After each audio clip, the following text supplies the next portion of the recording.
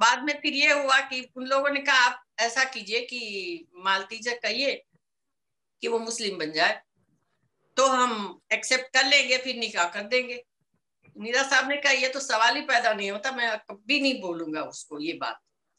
तो जैसा वो रहती है मैं रहता हूँ, हम ऐसे ही रहेंगे। उसके धर्म में दखल नहीं देता, वो मेरे धर्म में दखल नहीं देती।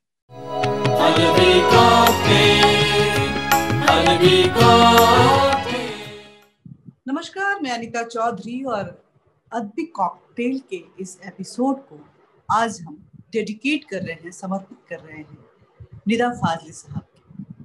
12 अक्टूबर निदा फाजली जी का जन्मदिन होता है और ये एपिसोड उन्हीं को डेडिकेटेड है। तो बात करेंगे निदा फाजली जी की, एक ऐसी शख्सियत जो शेर और सुकून की दुनिया में बड़े ही अदब से जिनका नाम लिया जाता था, जिनकी शायरी में मोहब्बत भी होती थी, महबूब भी, महबूबा भी, एक शोर भी, सुकून भी और छोटी छोटी पंक्तियों में जिंदगी के गहरे एहसास। हमारे इस बातचीत में हमारे साथ जुड़ेंगी निदा फाजली जी की अर्धांगिनी, उनके हर सफर में उनका साथ देने के लिए जो कदम से कदम उनके साथ चलती रही और उनके शायरी को बड़े ही खूबसूरती से अपनी आवाज भी कभी कभी उन्होंने दी है। तो बातचीत का ये सिलसिला शुरू करते हैं। बातचीत करते हैं मालती जोशी जी से। और शुरू करने जब बातचीत शुरू हो रही है और शायरी के, निदा फाजली जी की शायरी को याद न किया जाए तो कहीं ना कहीं इस बातचीत में वो खालीपन आ जाएगा। तो उनका जो एक मशहूर शेर है जो कि आज भी जवां दिलों को के अंदर तरंगे पैदा करती है, वो होश वालों को खबर क्या, बेखुदी क्या चीज है, इश्क कीजिए फिर समझिए जिंदगी क्या चीज है। तो इस जिंदगी को समझने के लिए, निदा साहब की जिंदगी को समझने के लिए हम मालती जोशी जी से बात करेंगे। नमस्कार मालती जोशी जी, बहुत बहुत स्वागत है आपका इस कार्यक्रम में। निदा साहब की शख्सियत को समझने के लिए आपको, आपसे बातचीत करना और उनके उन अल्फाजों को समझने के लिए आपको समझना बेहद जरूरी है। कैसे मुलाकात हुई, क्योंकि बात जिंदगी की हो रही है, मोहब्बत की हो रही है, तो आप और निदा साहब की मुलाकात से ही शुरू करते हैं, फिर बाकी पहलुओं को भी जान ही लेंगे। जी, मुलाकात की अगर बात करें तो वैसे तो बहुत लंबी है कहानी, लेकिन इन जी, शॉर्ट गजलें ही उसका रीजन बनी है। मैं पहले एक्टिंग की दुनिया में ज्यादा थी, थिएटर में जी, और फिल्मों में। जी, लेकिन जब मैंने वहां से हटके थोड़ा सा गजलों पे अपना फोकस किया तो निदा साहब की गजल जो थी वो दुनिया जिसे कहते हैं जादू का खिलौना है। तो वो सुन के, वैसे मैं निदा साहब को जानती थी लेकिन मुझे ये नहीं मालूम था कि ये शायर हैं और ये यही गजल जो है वो ये गजल उनकी ही लिखी हुई है, ये सब मुझे नहीं मालूम था। तो मैं ये ढूंढ रही थी, मुझे जब मैं गाना बहुत गाने लगी, गजलें के प्रोग्राम बहुत होने लगी गजलों के, तो ये हुआ कि प्रोग्राम में कैसेट्स और एल्बम वगैरह बनने के ऑफर आने लगे। तो मैंने जी, सोचा कि अब मैं कोई शायर मुझे ढूंढना चाहिए कि जो मुझे अच्छी गजलें दे। तो फिर मैंने सोचा यही, ये जो इसमें निदा फाजली नाम लिखा हुआ है, मैं इनको ही अगर कहीं से मुझे मिल जाए तो ये बहुत अच्छा लिखते हैं, मुझे बहुत पसंद आ गए। तो मैं उनको ढूंढ रही थी। लेकिन इत्तेफाक की बात है, जब किस्मत को मिलाना होता है ना दो लोगों को, तो कैसे व्यू रचना होती है। मैं रहती थी नेपेंसी रोड, नेपेंसी रोड से मैं अवर्ली आई पूनम अपार्टमेंट, पूनम अपार्टमेंट से मैं आई कार्टर रोड बांद्रा, शिफ्ट करते करते अपना घर। जी, जब मैं बांद्रा, आप भी इधर उधर गेस्ट में इधर उधर घूम रहे थे रेंट पे, घूमते हुए वो भी डांडा कार में उन्होंने भी अपना फ्लैट लिया। और वहां पे हम लोग कॉर्नर कॉर्नर पे हमारे दोनों के घर थे। और वहां से बैंक था, बैंक ऑफ इंडिया, वहां पे हमारे दोनों के अकाउंट थे। और वहां से अच्छा, हमारे लिंक बैंक थे। मेरी सिस्टर वहां गई, उसने देखा कि ये तब हमारे घर पे जहाँ पूनम में रहते थे वहां नीरा साहब हमारे घर आते जाते रहते थे। एक फिल्म हम साथ में कर रहे थे दोनों, जी, उसमें वो डायलॉग लिख रहे थे, मैं उसमें हीरोइन थी, और वो गाने भी लिख रहे थे। तो वहां से जान पहचान थी, लेकिन इतना आइडिया नहीं था कि वो इतने अच्छे शायर भी हो सकते हैं। लेकिन जब बैंक में मेरी सिस्टर मिली तो कहा आप यहाँ, ये बातें हुई और फिर दोनों एक दूसरे का एड्रेस लिया, फोन नंबर लिया, मालती जी कैसी हैं। दूसरे ही दिन अर्ली मॉर्निंग 8 बजे नीरा साहब वॉक पे निकले और सीधे मेरे घर आ गए। चाय पीने के लिए। फिर बातें चली तो पता चला कि ये तो यही है निदा फाजली। तो मेरी जो ढूंढने का जो सिलसिला था वो वही थम गया कि अब शायद नहीं ढूंढ। बैंक अकाउंट से आपके मोहब्बत का अकाउंट का जो है वो खाता खुल गया था और जिंदगी के सफर में आप लोग की शुरुआत हो गई थी। लिंक अच्छा था।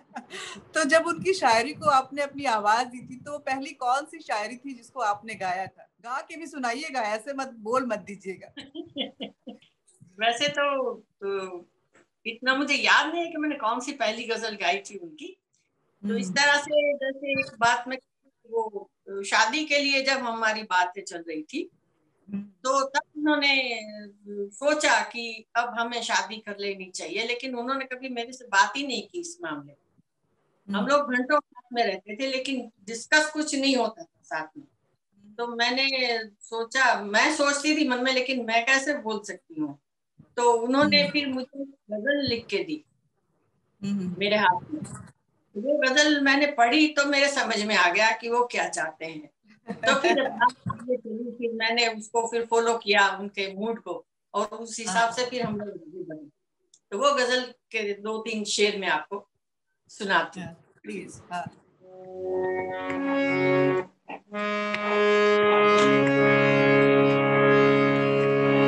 मुमकिन है सफर हो आसान, मुमकिन है सफर हो आसान, अब साथ चल कर देखे, कुछ तुम भी बदल कर देखो, कुछ हम भी बदल कर देखे, मुमकिन है। दो चार कदम हर रास्ता पहले की तरह लगता है, दो चार कदम हर रास्ता पहले की तरह लगता है, पहले की तरह लगता है, शायद कोई मंजर बदले, शायद कोई मंजर बदले, कुछ दूर तो चल कर देखे, शायद। बहुत ही खूबसूरत गजल, बहुत ही खूबसूरत, बहुत ही अच्छे तरीके से प्रपोज किया था आप उन्होंने आपको, और आप भी लगता है दिल से जुड़ी हुई थी, इसलिए उनके इस लाइन को बाखूबी समझ गई और हाँ बोल दिया। अगर देखिए तो कितना क्लियर है ना प्रपोजल पे, सब समझ में आता है। बहुत ही शायराना प्रपोजल था, और क्योंकि वेवलेंथ मिलता था इसलिए प्रपोजल जो है वो एकदम एक बार में एक्सेप्ट हो गया। वैसे लड़कों को तो बहुत धक्के खाने पड़ते हैं आजकल। तो अगर बात करें निदा साहब की, उनकी शायरी में जिंदगी के एहसास बहुत देखे जाते हैं, बहुत गहराई होती है। हर रिश्तों को उन्होंने बड़ी ही बाखूबी से अपनी शायरी में, चाहे वो माँ का रिश्ता हो, चाहे वो दुनिया में दोस्त का रिश्ता हो, या महबूबा का रिलेशनशिप हो, या तो सिर्फ बातें नहीं होती थी, एहसास भी बाखूबी उन शब्दों में शामिल होते थे। तो कैसा महसूस करती थी, किस तरह से आप देखती थी कि क्या ऐसी वजह थी कि इतनी गहराई वाले वो जब भी लिखते थे कुछ ना कुछ उसके अंदर में मैसेज होता था? उसकी वजह यही थी ना कि वो हर एक रिश्ते को बहुत शिद्दत से संभालते थे, चाहे वो बहन का हो, माँ का हो, चाहे वो रहे नहीं थे, फैमिली से अलग हो गए थे, लेकिन दिल में रिश्तों के साथ ही जी रहे थे वो 24 घंटे। एक बहुत ही पर्सनल सवाल पूछना चाहूंगी मालती जी आपसे, क्योंकि निदा साहब एक मुस्लिम परिवार से आते थे, आप हिंदू परिवार से आती थी, तो शादी के बाद किस तरह का आपका आपका एक्सपीरियंस रहा उनके साथ? क्योंकि दो समुदाय के लोग जब इनफैक्ट दो घर अलग अलग घर के लोग जब मिलते हैं तो कुछ ना कुछ ऐसे डिफरेंसेस होते हैं जिसको निभा पाना मुश्किल। आपको कितना सहज वो करते थे जिंदगी में? एक्चुअली क्या वो हमारे मामले में क्या था कि मेरी साइड से मुझे कोई ट्रबल नहीं हुई। हालांकि मैं बहुत ब्राह्मण फैमिली से थी, हाँ। खानदानी सब सिस्टम था हमारे फैमिली में। मेरे लिए मुश्किल था, लेकिन मेरे पेरेंट्स जो थे वो बहुत आजाद ख्याल के थे और मॉडर्न थे बहुत। तो और निदा साहब की जब ये बातें चल रही थी ना हमारी, तब वो बहुत हमारे घर आते जाते थे। जी तो जी। वो उनको अच्छे से जानते थे, और बाद में भी जब हमारा दोस्ती हमारी हुई, तभी भी निदा साहब ने हमारे घर के रिलेशन बहुत अच्छे से संभाले। तो हमारे घर में उनको बहुत सब इज्जत देते थे और बहुत पसंद करते थे। तो किसी को कोई एतराज नहीं था मेरे घर वालों को। मैंने पहले ही पूछ लिया था, सबने कहा हमें कोई एतराज नहीं है, बहुत अच्छा है, तुम्हारे लिए ऐसा ही होना चाहिए जो तुम्हें समझे। नातवाद की, जात की बात हम लोग नहीं कुछ उसको प्रायोरिटी देते, अंडरस्टैंडिंग अच्छी होनी चाहिए। तो उस हिसाब से मुझे कोई टेंशन नहीं था मेरे मामले में। लेकिन उनकी फैमिली बहुत ही कंजर्वेटिव थी, वो लोग नहीं पसंद करते थे, और उनके बगावत भी बहुत हुई उनकी, और झगड़े भी बहुत हुए। और फैमिली वाले नाराज होके वापस इंडिया आए थे, और मुझे देख के और बातें सुन के सब वापस चले गए। और उन्होंने कोशिश भी जोड़ने की कहीं किसी के साथ ग्वालियर में किसी लड़की के साथ, लेकिन वो भी सब छोड़ छाड़ के निदा साहब वापस आ गए। और उनकी एक ही बात थी कि अगर मेरी लाइफ में कोई होगा तो सिर्फ मालती होगी, और मैं किसी के साथ अपनी जिंदगी नहीं गुजारना चाहता।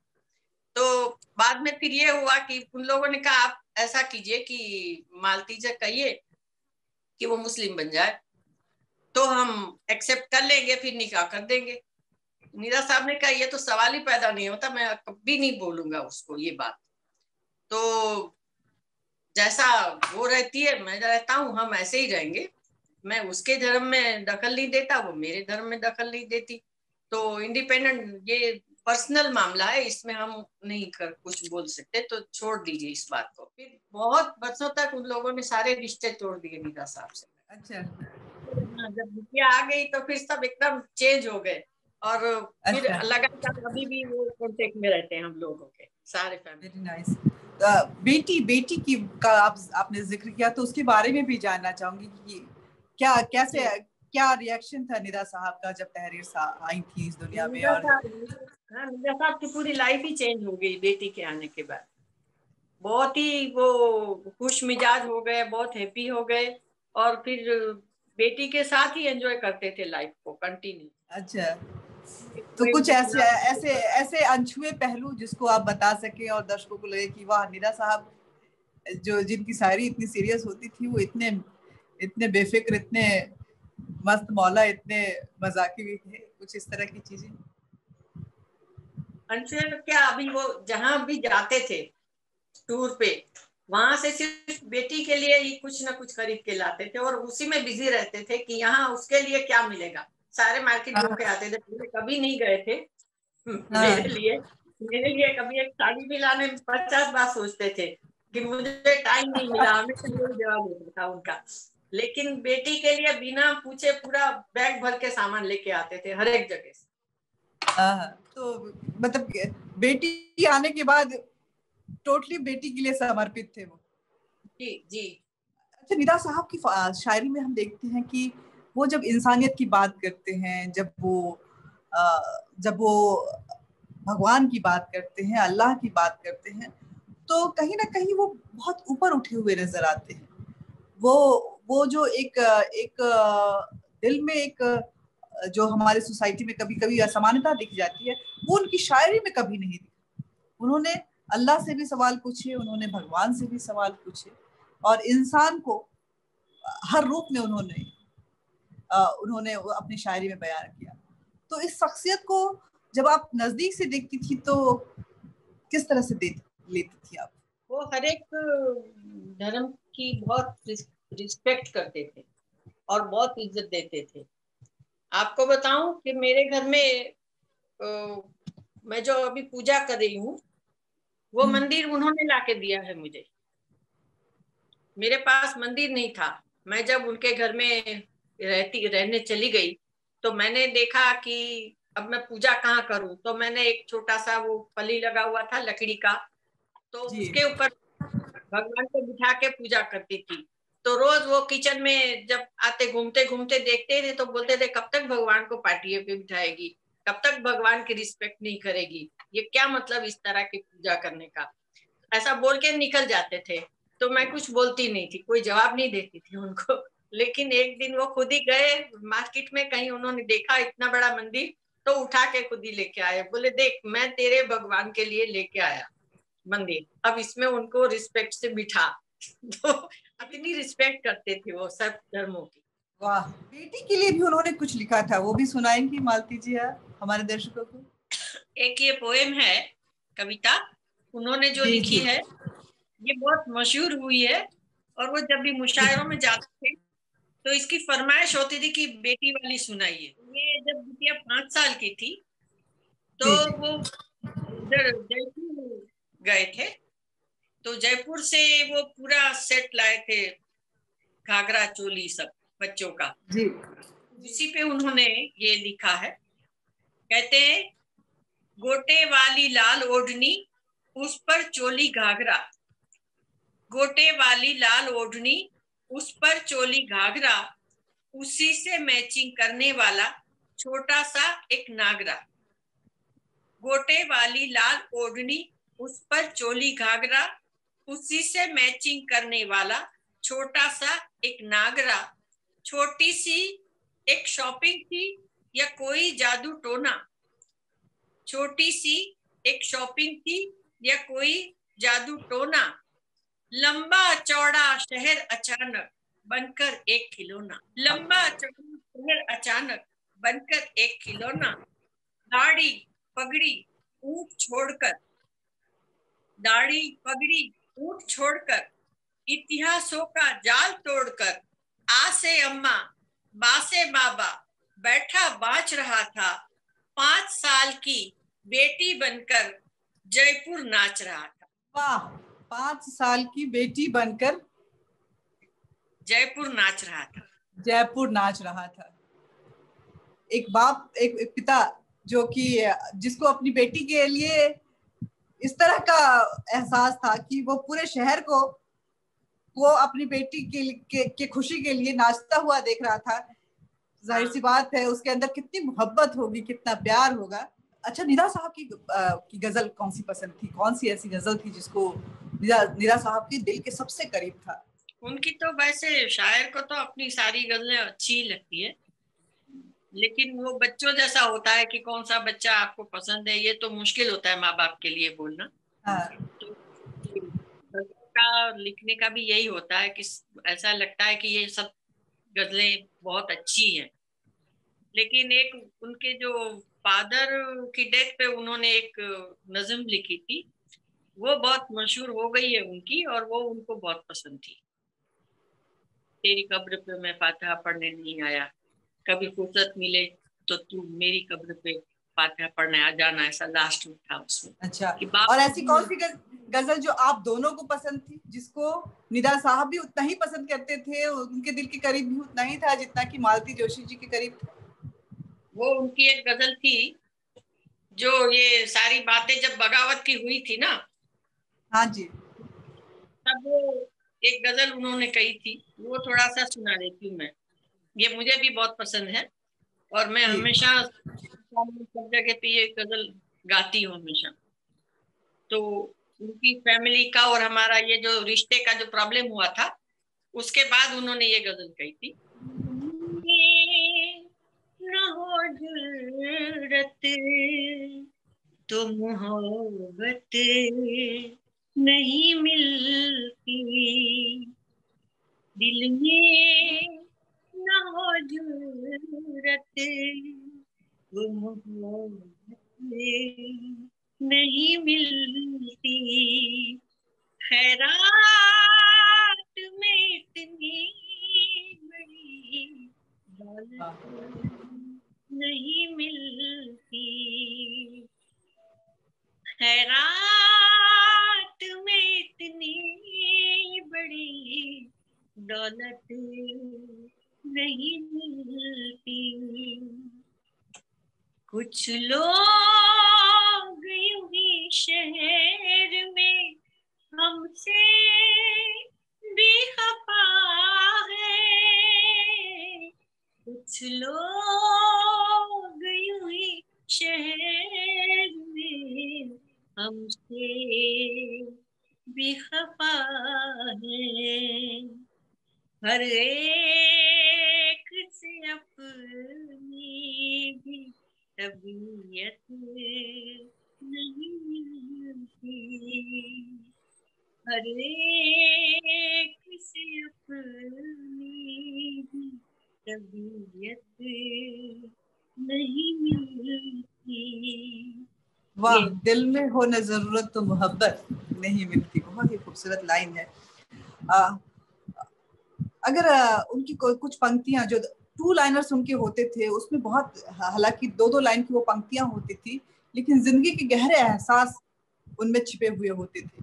दो है, दो चार, उसमें दो दो लाइन ही होती है दो जी में, जी। और उसमें सारी बातें जो कहना चाहता है कवि, हाँ। पूरी बात उसमें आ जाती है दो लाइन में। उनके दो बहुत मशहूर भी है, वो कहते हैं कि नदियां से बादल बने, बादल से बरसात, नदियां से बादल बने, बादल से बरसात, तू जो चाहे रोक ले, तू जो चाहे रोक ले, मैं हूँ तेरे साथ, नदियां से बादल बने, बादल से बरसात, नदियां से बादल बने। दो में उनकी एक खास बात ये थी कि वो हर एक रिश्ते पे उन्होंने जोर गए थे। जैसे बहनों पे कहा है, बहने चिड़िया धूप की दूर गगन से आए, बहने चिड़िया धूप की दूर गगन से आए, हर आंगन मेहमान सी, हर आंगन मेहमान सी, कपड़ों को विदाई, बहने फिर माँ के ऊपर बहुत मुश्किल है उनका दोहा, मैं रोया परदेस में भीगा माँ का प्यार, मैं रोया परदेस में भीगा माँ का प्यार, दुख ने दुख से बात की, दुख ने दुख से बात की, बिन चिट्ठी बिन तार, मैं रोया परदेस में भीगा माँ का प्यार, मैं रोया परदेस में। बहुत, इन दो लाइंस पे समझिए कितनी बड़ी बड़ी बातें कही जा रही हैं। जी जी जी। समझदार के लिए कहते हैं ना इशारा काफी होता है, तो निदा साहब इशारे देते जाते थे कि समझो, हाँ जिंदगी को समझो। हाँ। निदा साहब चले गए, लेकिन उनकी यादें जो हैं हर किसी के दिल में आज भी बसी हुई है। हर कोई उनको उसी ऐसा लगता है कि जब याद करो तो निदा साहब सामने ही खड़े। तो किस तरह से लेती हैं वो ऐसी शख्सियत जो कि जाने के बाद भी अपनी अमीर छाप छोड़ जाए, उसको उसको कैसा महसूस करती हैं आप? बस वो महसूस, मैं तो ये करती ही नहीं कि वो नहीं है हमारे घर में, ऐसा लगता है कि वो हमारे साथ ही है, हमारे आसपास ही है। जी। तो कभी अकेलापन या ऐसा खालीपन कभी महसूस ही नहीं हुआ उनके जाने के बाद। तो चलते चलते मालती मैम, एक बार फिर आपसे सुनना चाहूंगी निदा जी की कुछ खास गजलें जो अपनी आवाज में आप सुना सके हमारे दर्शकों को, और इस महफिल को एक जो कि निदा साहब को समर्पित है, ये जो हमारी महफिल है उसमें उनकी जो एहसास है वो बोल सके आप अपनी आवाज में। उनकी एक गजल है, शराब के ऊपर वो नहीं लिखते थे, जी और एक गजल ऐसी है जो उन्होंने लिखी है लेकिन वो छपवाई नहीं है, और किसी के जी। पास नहीं है, सिर्फ मेरे पास है। तो फिर वो है वो अनछुए पहलू जरूर सुनने चाहिए। वो वो बोलते थे कि वो हमारे घर पे जो शायर आते थे नए नए, तो कोई हाँ ना कोई कुछ ना कुछ लिखे लाता था, और हाँ उसमें हाँ। सुनाते सुनाते वक्त वो कुछ ना कुछ उसमें चेंजेस करते थे कि ये नहीं, जी इसको बदल दो, ऐसा कर दो, इसको ऐसा कर दो, तो पूरी पूरी शायरी उनकी पूरी गजल बदल देते थे कि इसको चेंज करो, ये लिख दो, ये लिख दो। इस तरह से इन्होंने एक बार एक शायर कोई गजल लिख के लाए थे शराब के ऊपर, जी 12 से 3 से आए थे। तो उसने तो अपनी गजल कह दी, उसको चेंजेस भी कर दिया, लेकिन फिर निदा साहब ने कहा कि देखो ऐसे कहना चाहिए अगर गजल शराब के ऊपर कहनी हो, तो मैं अगर कहूँ तो ऐसे कहूंगा। तो ये कहा था उन्होंने। तो मेरे पास ये गजल मैंने तुरंत लिख ली, बाद में हमने उसी वक्त ट्यून भी बनाई और सबको सुनाई, बहुत सबने पसंद किया। हाँ, तो प्लीज यहाँ भी सुनाइए। हाँ, मैं सुनाती हूँ थोड़ा सा।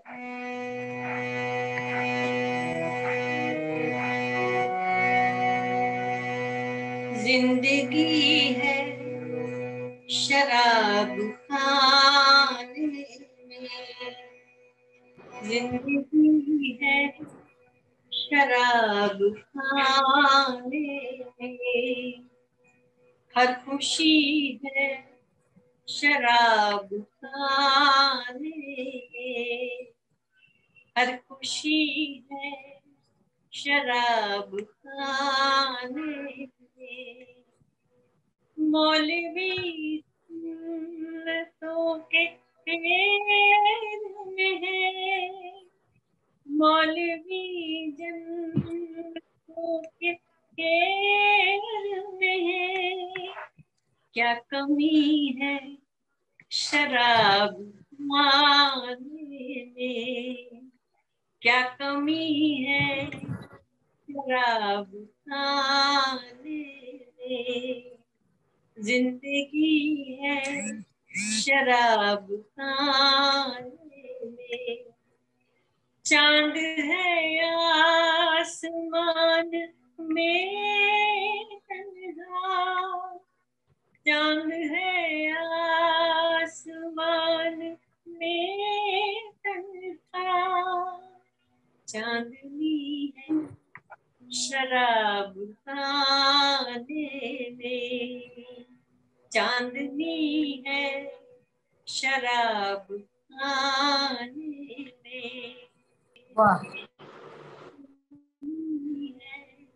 शराब खाने में, जिंदगी है शराब खाने में। तो निदा फाजली जी ऐसी शख्सियत थे जो कहते थे उनके अंदर की गहराई को अगर जो समझ लिया उसने जिंदगी के सार को समझ लिया।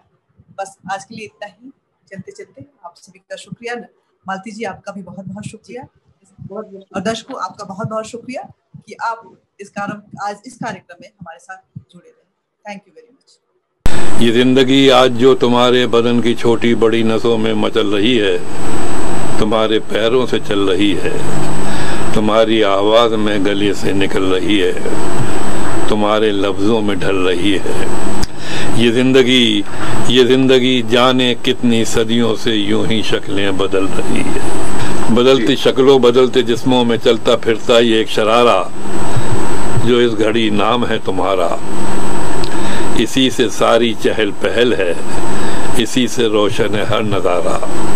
सितारे तोड़ो या घर बसाओ, अलम उठाओ या सर झुकाओ, तुम्हारी आंखों की रोशनी तक है खेल सारा, खेल सारा। ये खेल अच्छी तरह से खेलो, ये खेल होगा नहीं दोबारा।